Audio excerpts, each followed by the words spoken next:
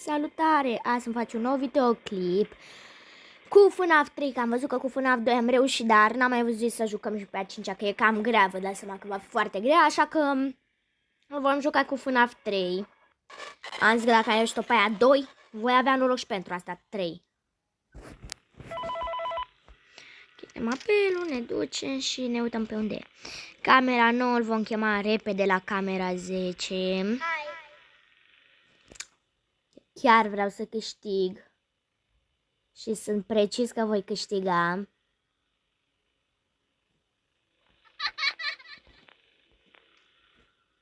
Am încredere în mine.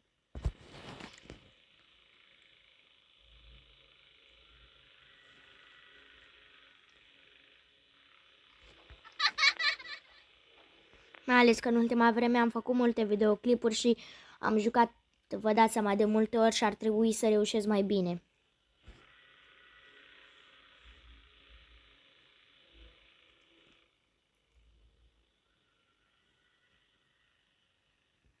E bine că încă e la camera 10. Îl chem așa în continuu. Video, ok. Nu este mare rău. Nu este mare problemă.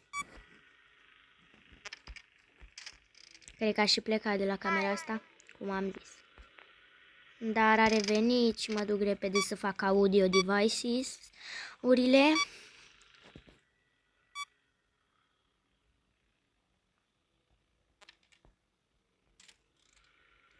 Iar numai aici, unde e? La camera 9 s-a dus la camera 10.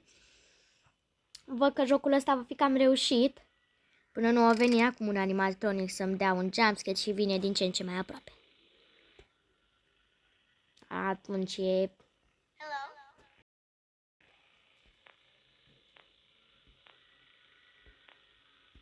Nu-mi place.